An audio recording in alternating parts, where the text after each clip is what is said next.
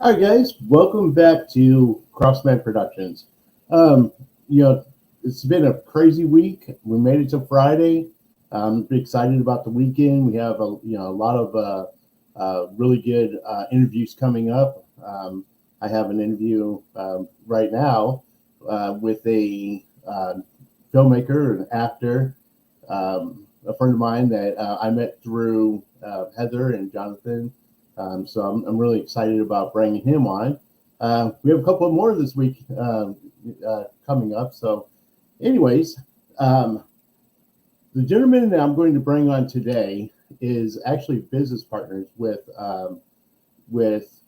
Heather Fraley, and you guys are familiar with Heather. I bring Heather on. We love Heather, so we've had her on, and we've been supporting her since almost the beginning of her career. So she has done a ton of stuff. So she introduced me to her new business partner in a film company. His name is Chad Shaver. So give me a second. I'm gonna bring Chad in. How's it going, Chad? Good. How are you? I'm doing awesome. Thank you for joining me today. Thank you for giving me the time. I appreciate it. Not a problem at all, man. So yeah, I'm gonna look forward for this interview. So like I was telling the audience, you guys have a joint venture film company, um, Right. and so I wanted to bring you in. Uh, we interview a ton of people out there. We were talking before the show. All the people out there.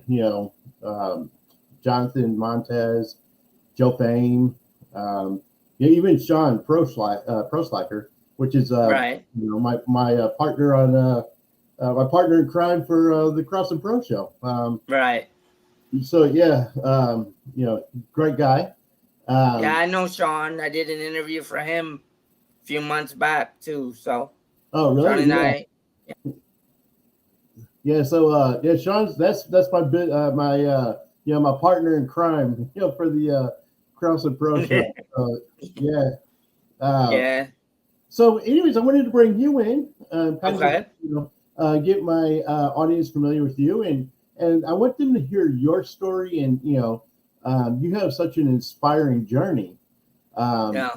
I appreciate that. I don't know if it's really all that inspiring when I haven't reached any of my goals yet, but I'm working on it. right, you're well on your way, though. I mean, the first step is getting out there doing, and Yeah. you're doing. You know what I mean? Yeah. So, so let me do this. Let's bring you in. I just want to introduce you. So, first, let's tell us kind of like where you were born and raised, and what was life like for Chad growing up? Wow. Well, I was born and raised in a small town called. I was born in Cobleskill, New York, which Okay, is about 45 minutes to an hour outside of Albany in upstate New York. okay, Um, I was raised in an even smaller town called Summit, and my graduating class in high school had 32 people in it. oh wow, K through 12, the entire school was in one building. High school was on the third floor, middle school was on the second floor, and elementary classes were on the bottom floor. so The all entire one school, the yep, whole school's in one the building. entire school had 400 kids in it. The Oh entire wow, school. So I grew up in a small town. Everybody knew everybody, which could be a good thing, but it could, when you're growing up as a teenager, could also be a bad thing because you couldn't get away with anything. right? Excuse me. Is that But I mean, that was that was how I grew up. I was an only child, but I was very close to my grandmothers and my cousins, and we all kind of were a mixed matched group of crazy people. so? Now, when you were in school, um, did you where did you kind of find your passion in filmmaking? It was it like during that time, or did it Well, come like later in life? that's when I found my passion for writing. I Okay. didn't necessarily know at the time that it would translate into filmmaking. Right. But I always knew like my favorite classes in high school or junior high school were always like the creative writing, the English classes. Those were my favorite types of classes. So I Right. knew I wanted to write, but when I originally was starting to think about college, I was actually thinking about like journalism school Okay. because I love sports. So I was thinking about like sports writing or sports Right. casting, broadcasting, something Right. like that. But I made an agreement with my parents at the time that I would get a degree in business first, and then if I wanted to pursue the sports casting or sports journalism, Right. that I would do that after. But after getting the degree in business, I was just burnt out on the whole school thing, so Right. I didn't pursue the journalism part of it. But one of the friends I met in college, his name was Todd Rogers, Right. and he went he transferred from the school I was at to UNLV and went to film school Mm. and UNLV, and we just stayed very close throughout, college and stuff. And then when he graduated from film school, he asked me if I wanted to come out to Las Vegas where he was and do like the business aspect of a production company with him. And I Okay. went to the film sets and watched him, observed him, and I just fell completely in love with it. So Wow. that's where the filmmaking aspect of it came in. Right. And I always kept writing, but I didn't necessarily write for anybody's purpose, but for my own enjoyment. But then Right. because if he was doing the filmmaking thing, I was like, I can write a little bit. So that's when I started getting into script writing. So Right. About how old were you about when you started doing that? I was probably late 20s, early 30s at that Okay. time, something like that. Okay. But I haven't really been into the major aspects of film production. I would say I've only been into that aspect for about 5 years now, probably Okay. So you're pursuing it. At least. you're relatively new to like Yeah, getting to the film. yeah. So what kind of led to you starting to want to do your own filming? Well, like I said, I would help him on set, like doing like just production assistant stuff, like Right. making sure all the props were where they were supposed to be, when they were supposed to be there, things like that. And I Right. just fell in love with it. So, and I Which always wanted to do the creative writing thing. And right. and then I was like, well, I can write and I'm willing to learn. So why am I not trying? If I love it that much, why am I not trying to do it? Right. So that's kind of where it all started. Okay. Was there like a particular moment when you were doing that, working with him, um, that you thought, this is what I want to do for a living? Oh, when the first day I saw like any actors Right. and any like actual scenes being shot on film, I fell in love with it. So that's the first day, whenever that first day was, Right. I was like completely hooked at that point. Okay. So now I want to kind of go back Okay. because you and I were talking before, and so you have a unique challenge that most people don't. Yeah, you could say that. So let's Excuse talk. me. I want to talk about that a little bit because Okay, I'm more than open to that.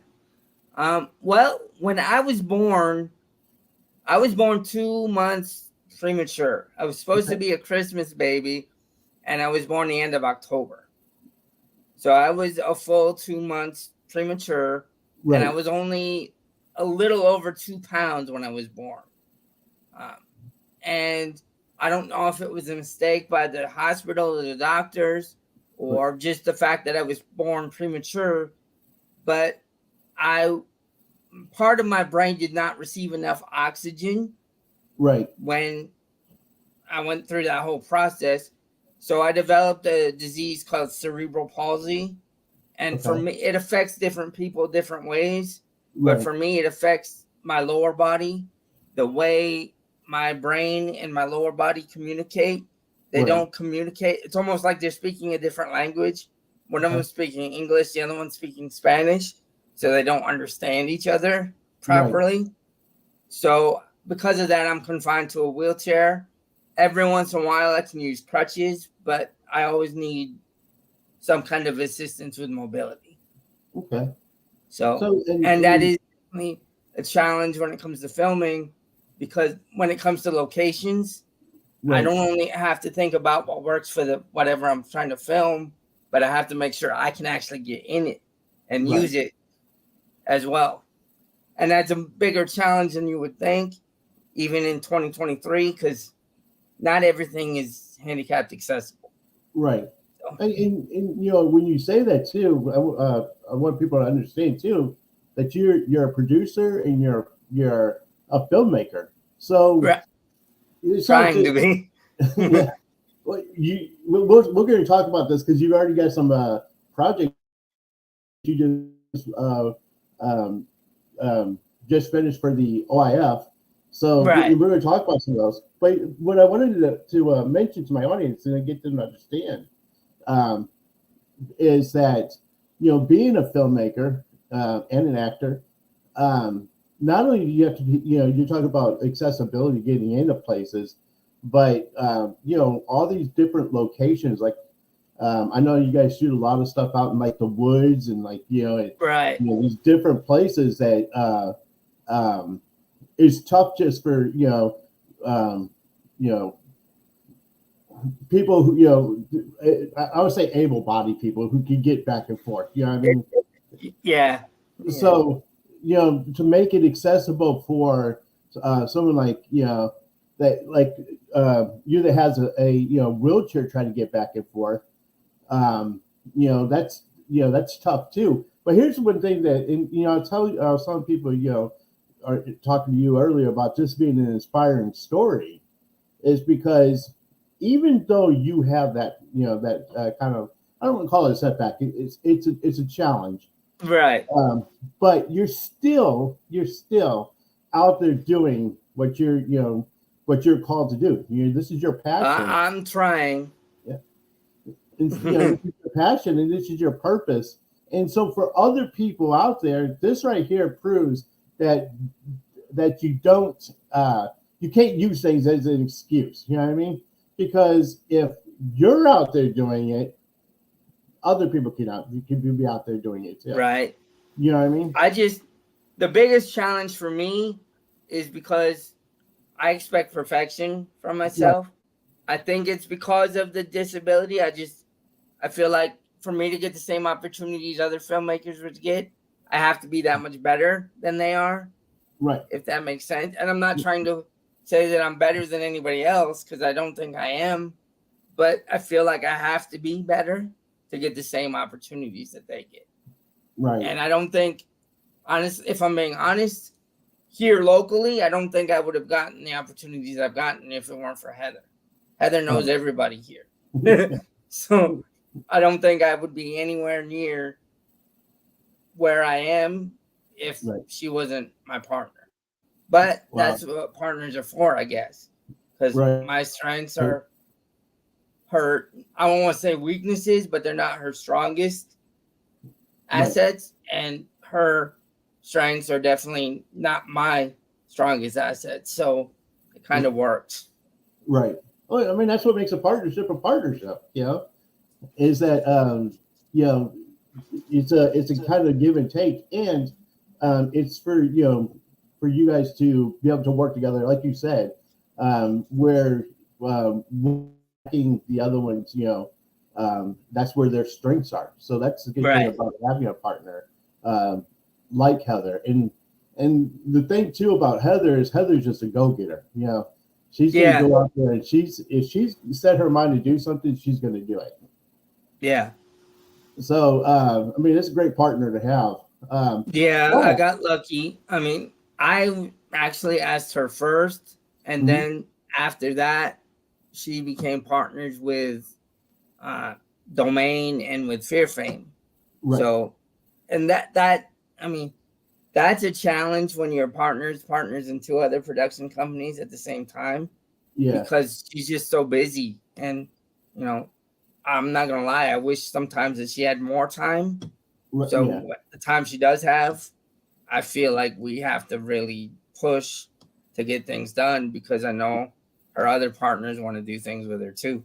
Right. And I'm trying to be, because I ultimately want her to be successful, whether it's with me or with other people. Right. But, you know, I'd be lying if I said I didn't want to be a bigger part of her success. Right. So now let's talk about this too, because you just wrapped up an OIF film. Right. So let's talk a little bit about that. And is this your first actual film?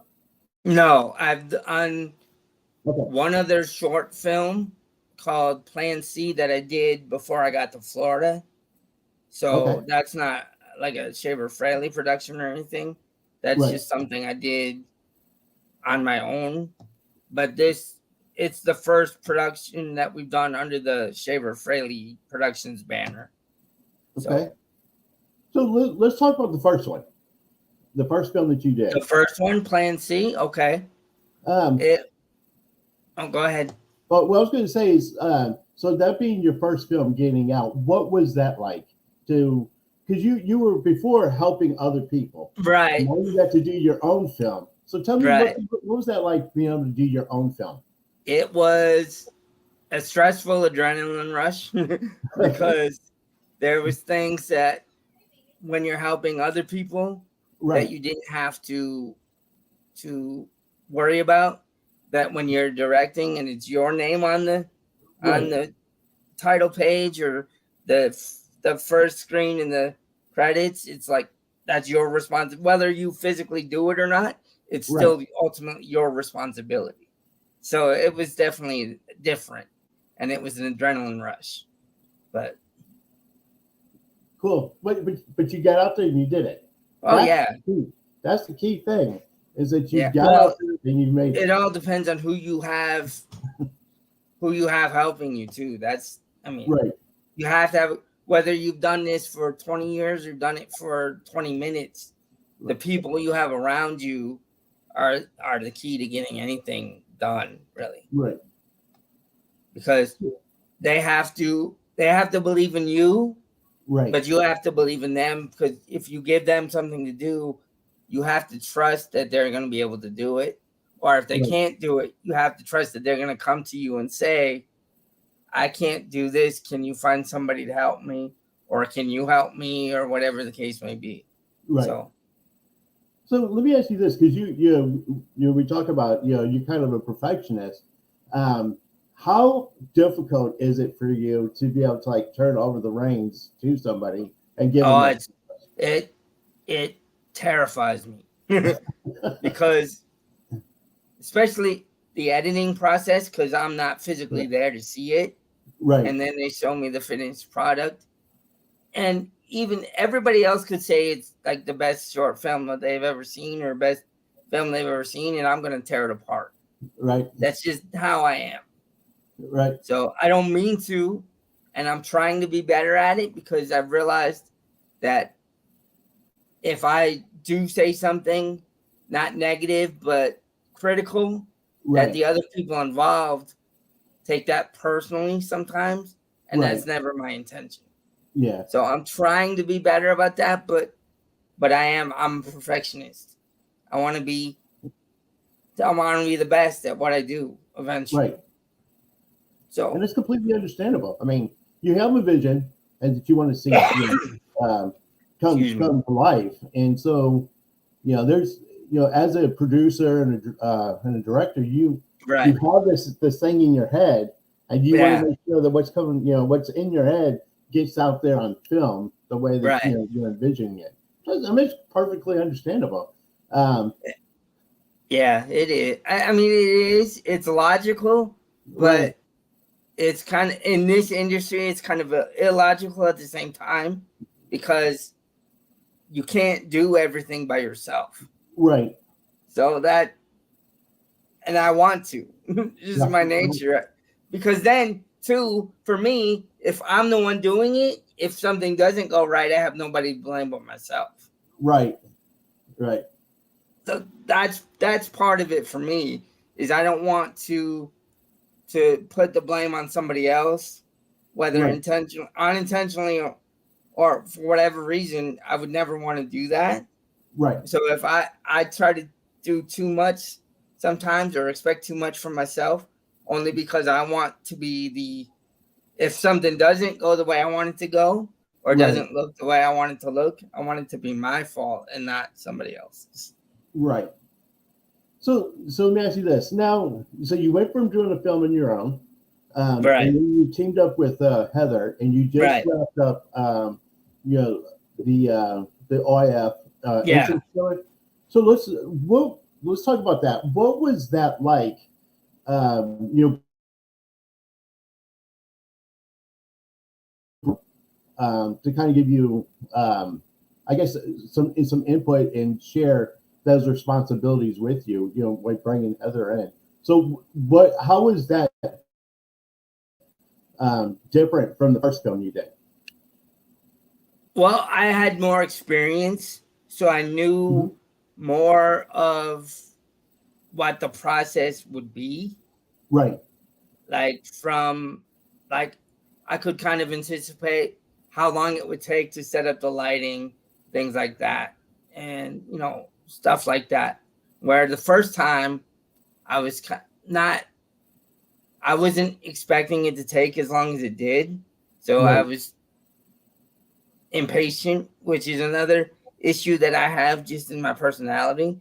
I have zero patience for myself. I'm okay with other people, but when it comes to me, I have zero patience.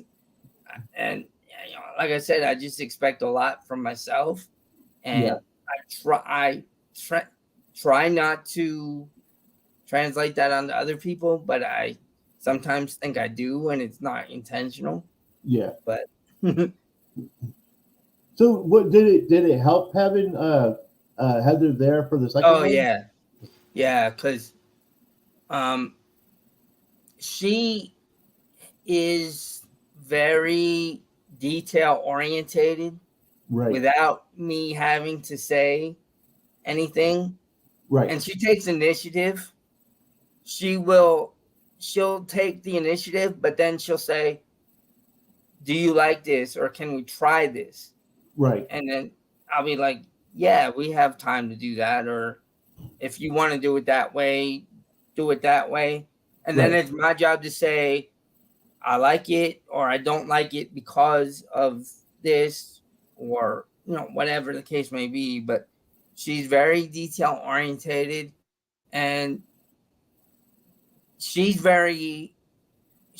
gifted, but she doesn't know how gifted she is. So it's, in that way, we're kind of similar, not to be egotistical, but I'm so critical on myself that I don't realize that for my first project or my second project, it's pretty good. It's obviously, there's things you can improve on, but you use those things for whatever we do next, and hopefully whatever we do next is better than what we just did.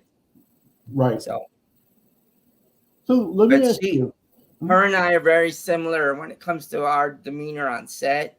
The biggest thing for both of us is treat people with respect, and the way you would want them to treat you, because if you don't, they're not going to come back next time.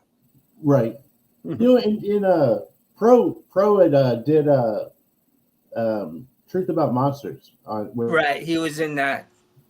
And that was a domain project, so I wasn't involved in that. But he's done some things. He's had some on-screen roles in some of Heather's other projects.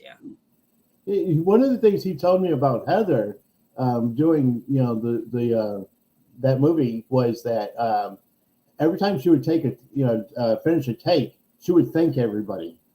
I've never worked on a set where the director, every single time that they finished a take. Oh, Which she's is like that even when she's acting and not directing. She's very respectful, and she's very genuine. What you see is what you get, whether you right, like it or don't like it. She's not going to change who she is to accommodate anybody else.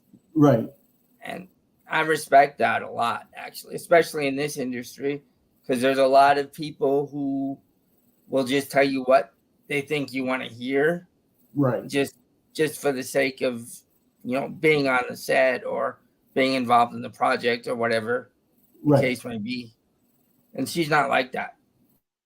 If she has a criticism, she'll voice it, but it'll be in a constructive way and not she's not attacking you, but she's right, questioning whether whatever she's concerned about is in the best interest of whatever the project is. That's all.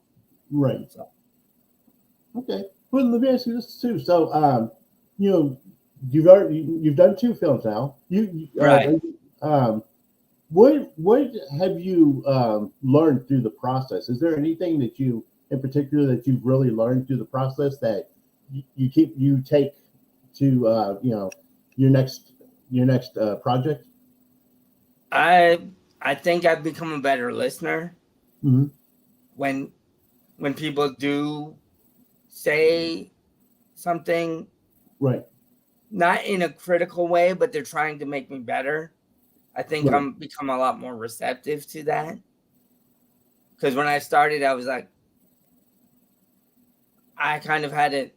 I don't know if it was an ego thing or if Right. it was just the perfectionist in me coming out. But I didn't always take advice the way I should have in the Right. beginning, but I think I do now, or I'm a lot better at that now than I Right. used to be. So So, well, that's good too because you still understand this is a learning process. yeah, Yeah. well, that's the thing with filmmaking. I don't care if you've done it for 2 years or for 200 years. Right. If you're not learning something new each time you're doing it, Right. then you're probably not doing something right, because you should always be learning or you know taking on different aspects of a production or something. There should always be something that you learn from a new project that you didn't know before. So at least Right. that's how I think about it. And it's a good way to look at it too, because you're expanding and you're doing you're getting ready to work some other projects. So let me ask you this: is there a particular film that you would love to do, or a particular type of movie? If you had a no limit budget and somebody said, Oh, "Here's everything that you need," what film would you want to make? well, actually, and this is no joke, Hmm. Heather and I have already wrote it.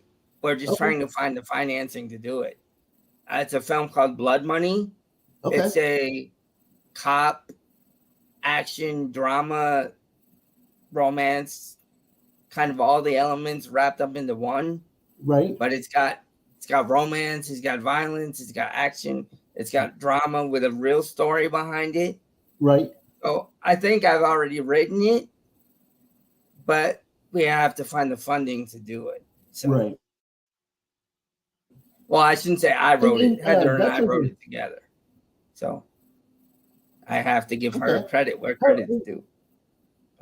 in this in the independent film, how hard is it? How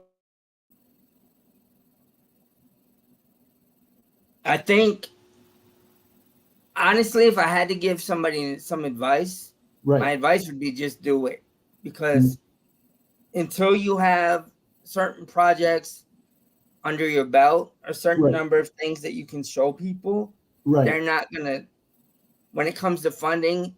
unless you have like a personal relationship with that person, Yeah. chances are they're not gonna give you funding unless they can see some things that you've already done. Right. So you have to be, I would say, just be willing to do short films or some things that you can do lower budget, and just put yourself out there and do it. that would be my advice to anybody who wants to get in the industry, because it's a very difficult industry. You have to develop a thick skin, because no matter how good you are or the people around you are, there's never going to be a film that everybody likes. There's never going to be a cast that everybody thinks you found the perfect cast. Right. There's always going to be criticisms of the director, of the writing. There's always going to be people like that. Right. So you just have to, if it's something that you believe in and that you're happy with, that's the starting point. And then you have to be willing to shoot it by any means necessary to get your name and your product out there, so people have something to look at, whether that's trailers and teasers or short films, or there's different ways you can do it, but you need to get something out there for people to see. I think in most cases before you'll find any real funding for anything. That's what I think. Right. Well, there's no right or wrong way to do it. But most people, I would say, aren't going to find funding until they have a few things under their belt first. Right. So that's the whole point of OIF, I think, is to help Florida-based independents get something out there for people to see. So right. And I noticed that a lot of people are out in that area submit their films to the OIF. So I understand how important that is. Right. For a filmmaker. Right. I think they do 2 festivals a year. Mm-hmm. And so it's a really good opportunity for people to put out, something that is a finished product for people to see, and for them themselves to grow from. Right. Because this will be the first time when we go to the screening, it'll be the first time I've ever seen something that I wrote or directed on the big screen. So for me, that's going to be a different experience that I haven't experienced before. Right. So, but it's exciting though. It's exciting to know that that this is a project that you created. Right. And I know, like Joe Fame, Jonathan Montes, the people at Fear Fame, since they did the last OIF, their company has kind of grown and expanded, and they've gotten a lot of opportunities from the time of the last OIF until now. So hopefully it'll do the same thing for me and for Shaver Fraley Productions, because that was why we did OIF in the first place. So right. So are you working on a new project right now? Well, I am trying to find funding for Blood Money, and I'm also writing a film with Heather, or will be, called Starstruck. Okay. That'll be a feature. And I'm also co-writing something with Joe Fame called Ghost Sword that we just started recently, so it's just in really the early development stages. But I'm going to be a co-writer and his AD on that when we do shoot it. So I'm starting to get noticed, at least from the other local companies like Fear Fame, and I'm also working with Danielle a lot lately, so I'm starting to get some acknowledgement from the local community, and Facebook helps a lot with that too. And that's where Heather helps a lot too, because she promotes like nobody I've ever seen, and that's not really my strong suit. I'd rather just sit in front of a computer and do it and not have to talk about it. But Heather's like, she's a promotion dynamo. If she's got her name attached to something in any way, shape, or form, she's going to promote it on Facebook, on Instagram, and any social media platform she can find. She's going to promote it and the other people in it. So And I talk about this all the time too. Um, since the pandemic, you have a lot of filmmakers be able to come out. One Yeah. of the things that I think that has been a benefit, a big benefit for independent filmmakers like yourself, is the accessibility of the technology that's out now Right. to make this stuff And so much easier. that too. And I mean, there's so many more streaming services now, like Right. Tubi and um, is it uh, Pluto. Pluto Yeah. TV? Mhm. There's so many more. Hulu, Amazon Prime, Netflix, they all do their own stuff now. So there's so many more platforms. Even I'd say as 10 years ago, you either had network television or HBO Right. or movie theaters, and those were really the only avenues as far as distribution. And Right. now you have so many more avenues that if you do have a quality product, whether you're known or not, you Right. can get some kind of distribution. Right. Might not make a ton of money, but you can get your stuff out there. Right. So And it's a start. I mean, yeah, it's an actual platform where yeah, people could go see, what you're doing. yeah, Um, yeah. There's so many more streaming outlets now that there wasn't 10 years ago. That it's never going to be easy, but it right. is easier than it used to be. So So, so I think that's incredible, and it's extremely helpful for people who are looking to get into film. right, Um, I've it's funny because um, Bobby Washington is a friend of mine too, and right. Bobby has a couple of movies that's on Tubi right now, Yeah, I and know Seven Roses. A yeah, lot of the local talent was in that, and I know that's. I don't know if it is now, but it's going to be if it's not already on Tubi. So, and I believe the Evil Within uh, has some kind of is going to be on some kind of streaming service soon right. if it's not already. So, there's all kinds He has there's all kinds of I local watch productions that are at least doing that. right. And one of the things, so I started, I watch is on there, and he had another one. I'm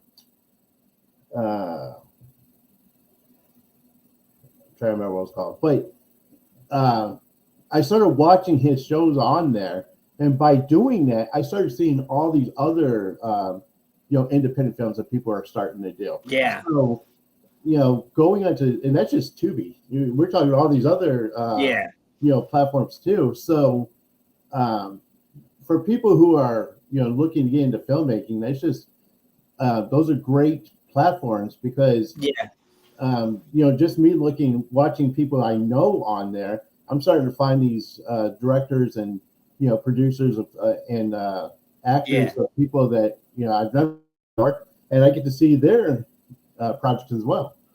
Well, I mean, even it may not help with distribution, but even Facebook and Instagram 10 years Right, ago weren't I don't know if they were in existence, but if they were, they weren't prevalent like they are now. right, Now, if you are in any kind of entertainment, if you don't have a social media presence, you right, don't have a presence, period, right, almost. So, and that's a big difference, good or bad. You can have your own opinion, right, but that's a big difference. 10 years ago, that wasn't available to people either. So, right. Well, in like even my shows, I mean, given my shows are being aired live. We're being aired live right yeah, now on Facebook. yeah, We're being aired on my YouTube channel. So, like you said, 10 years ago, we didn't have that, yeah, that opportunity. Now, yeah. I could just jump on stage Before, and do an interview. if you wanted to get an interview, I had to get a hold of the news channel, Right, convince them to do a story on you and air it on the local news right. or So I the can, news. or God forbid, you actually had somebody do a newspaper article on you, and Right. there was an actual physical newspaper. Right. So the So technology is awesome. I mean, it's yeah, and it's there for you to be able to to yeah, access it. Let me ask you this before we close. If there's somebody who is trying to become a filmmaker, okay. what is the biggest advice that you would give them? Well, first, I think the most important thing Mm-hmm. is have a good story that you're trying to film. Mm. Because if you don't have a good story, it Right. doesn't matter how technically knowledgeable you are or how good you are Right. as a director or producer or whatever avenue you're trying to pursue. If Right. you don't have a good story, a good script, then it's not going to matter anyway, because that don't ultimately that's the most important thing. And then, Right. like I said, if you're going to develop a good story, then just don't be afraid to film it. Don't be afraid to do it, Right. because nowadays, if you don't have something to physically show people, Right. then I don't know how far you're gonna get Yeah. as far as moving on and Right. beyond that level of filmmaking. Right. So So, and the only thing that I would add from my point is you're never going to get anywhere unless you get out there and try it. that's the thing. And I've told people a few times that you can only fail if you fail the last time you try. Right. So don't be, if something doesn't go well, that doesn't mean you can't do it later on. It just means at that particular moment you made a mistake. Right. So the next time you do it, don't make that mistake. Right. That's all. Awesome. Learn. Don't be afraid to learn, and don't be afraid to ask for help, because there are people, especially locally, like Yeah. Heather, like Joe, Right. Jonathan, that if you come to them with a good idea and a plan of action to get that goal accomplished, they will Right. help you. Or if they can't do it themselves, they Right. will pass you on to other people who might be able to. Right. So that would be something to, is Right. just don't be afraid to ask for help, because you're gonna need it. Yeah. Well, cool, man. So let me ask you, if somebody's trying to follow you in your social media and see all the stuff that you're doing, what's the best way for them to do that? Facebook. I have an Instagram profile, but Mm-hmm. I don't use Instagram or TikTok Yeah. probably the way I should. But Right. I'm on Facebook a lot. So if somebody's trying to reach out to me for questions or want to help me just get my story out there, Right. more than it already is, Facebook is definitely the best place to reach out to me. Cool. And we'll make sure we'll put that information in the details on the video as well, so people can. Okay, I would appreciate that.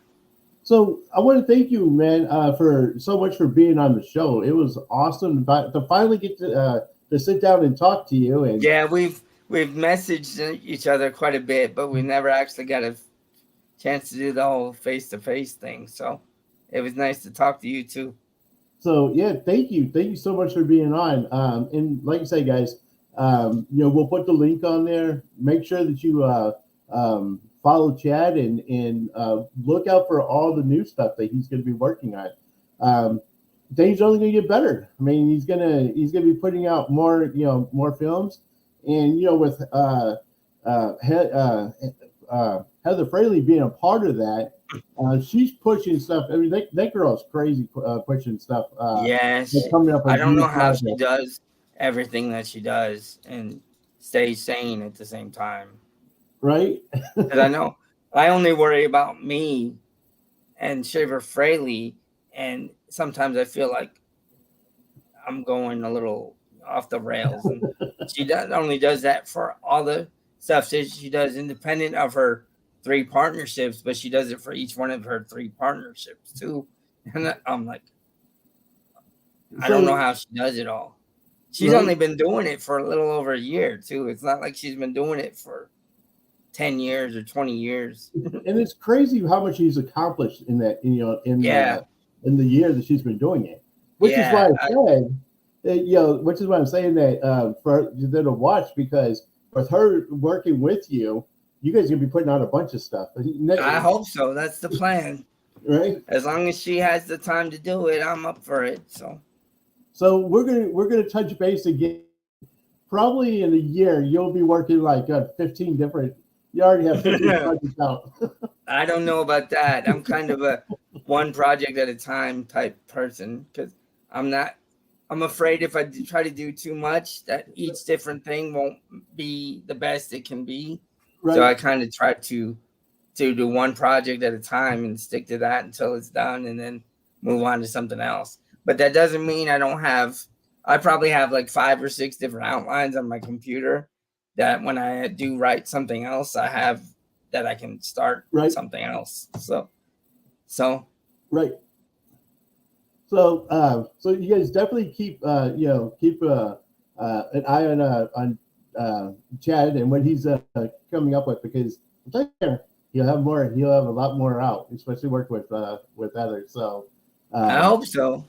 So I'm looking forward to it, brother. I'm looking forward to seeing all the things that you're going to be doing. So and congratulations on the ones that you've already accomplished. Well, thank you. I appreciate that.